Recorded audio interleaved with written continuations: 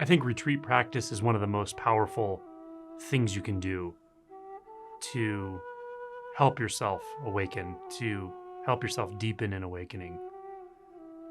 Now, daily meditation is a great thing. I recommend it. But sustained meditation is a completely different ballgame.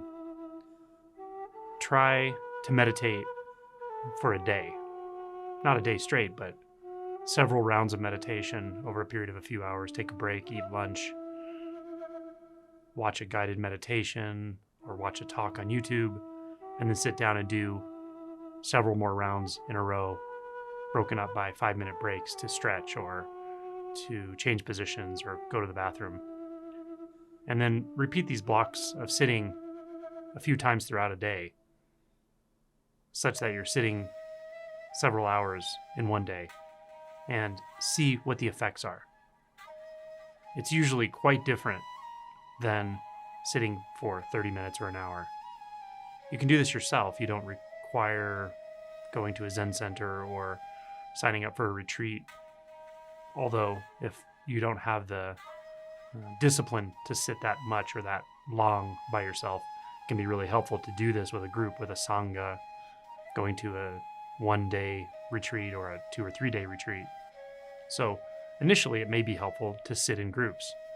And it can be extremely powerful to go to a 5 to 7 day retreat, especially with a good teacher. In a group setting, the depth and profundity of the experience of the transformation that's available there is beyond what's typically available practicing on your own. That's the kind of thing you don't really realize until you do it, even if you've had some significant insights.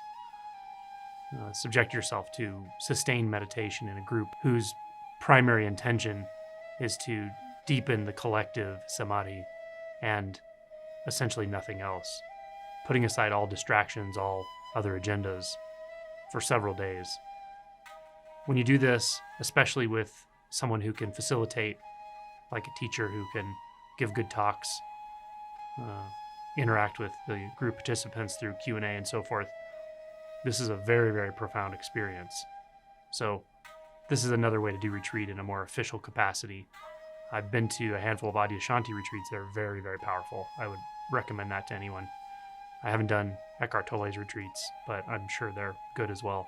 I also do retreats myself and have gotten feedback that it's been very transformative for people. So these kind of retreat settings are very profound. There's also Vipassana retreats, there's Zen retreats. There are a lot of ways to go about this. So all the way from a 1 day or 2 or even 3 day retreat on your own at home to a structured, very regimented retreat, such as at a Zen center or something in between. There's a huge range of ways you can participate in retreat dynamics. So I highly recommend this. I would say it's one of the things that when I see people who feel kind of stuck, they've been at this for a time, for several years even, and don't know what to do next or just feel like they're kind of spinning their wheels. Sometimes I'll ask them, have you been on retreat? And they say no. And to me, it's like, well, try something you haven't tried before, or even just interacting directly with someone who is realized can be a huge transformative endeavor. So I kind of look for these things that people sometimes overlook and suggest it to them, but retreat is one of them for sure. So if you decide to take yourself on retreat, to put aside all distractions, turn your phone off, sit at home, schedule some rounds of meditation, broken up by time for stretching or movement exercises or short walks or lunch, dinner, etc. I recommend really giving yourself to that, meaning stay in your immediate experience as continuously as possible. That's the beauty of retreat, is that if we're willing to, we can really put all of the endless distractions aside. Often before you do a retreat, if you've never done one, you may not realize how much distraction actually goes on, how much you're pulled around by the mind.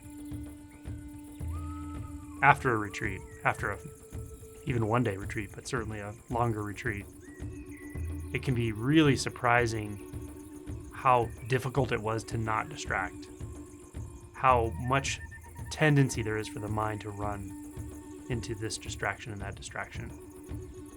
This shows us a lot about the dynamics of mind identification. So it's a very valuable endeavor from that standpoint alone. But the underlying movement of giving ourselves to this unbinding process, to presence itself, is usually not even recognized until perhaps a few weeks later or even longer, because so much happens beneath the radar, so much happens at the energetic level or outside the notice of the mind that seems to be tracking and keeping tabs on everything all the time and keeping score. That part of the mind just starts to spin when we sit for long periods, and at some point it'll be quiet, and then it may get loud again and become quiet again, and emotions come. All of those are really just side effects. What's really going on is so subtle often that we don't really notice it, but it does matter. It makes a big difference. And the way we come into contact with that, even though it's not immediately obvious to us a lot of the time, is through this intention, the intention to surrender, the intention to being willing to let the process take us for that period of time that we've committed to, whether it's a day, 3 days, 7 days.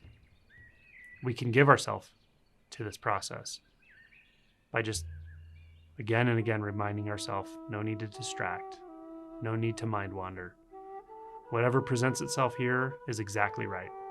Whatever presents itself here is exactly what's needed to let go, to reach a more fundamental level of experience, to unbind from that identity that's been hiding in the background. There's a sort of natural intelligence to this, so to speak, that is not the kind of human intelligence we can engage with our mind or with conception. So it's a matter of trust. We engage it through trust, and we engage it through surrender. Now, you might be sensing that this, of course, applies to life as usual.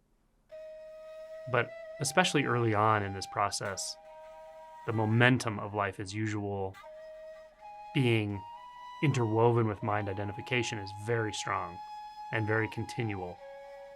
So it can be really helpful to break that up with retreats, with time off from all of that, to really start getting back in touch with your deeper instincts, your deeper truth.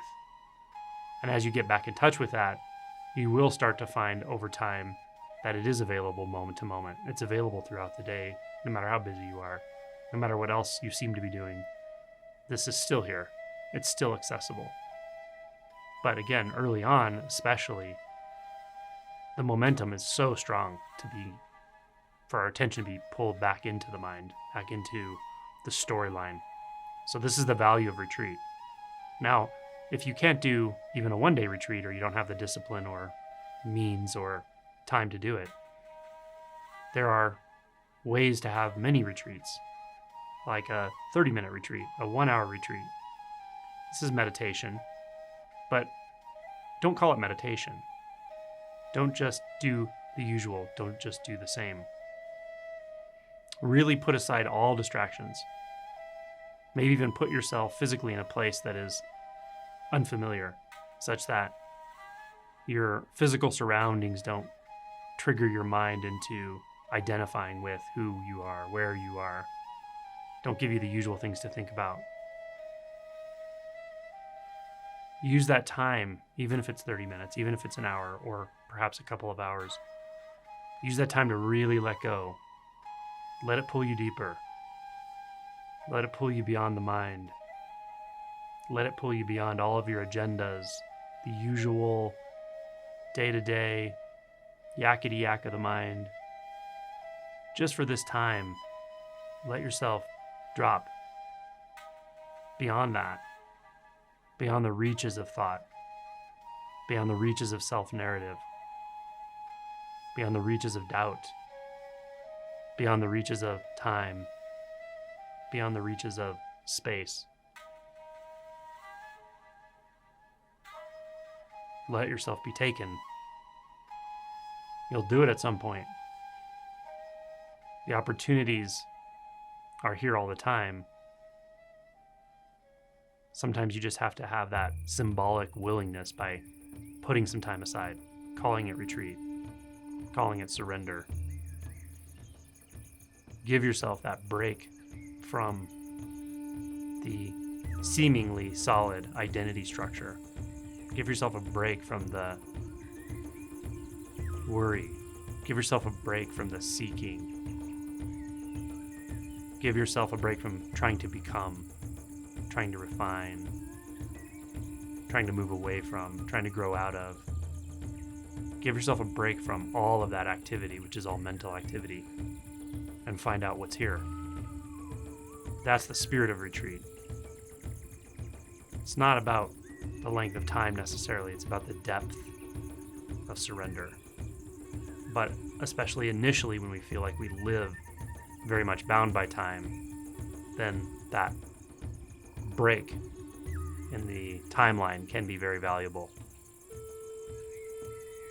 But regardless of how you retreat, or how you go on retreat, or how you surrender, or for what length of time, just know, let this drop into your unconscious and beyond, that it's about the depth.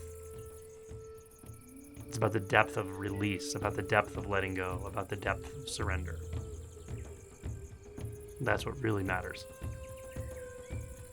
Happy retreat.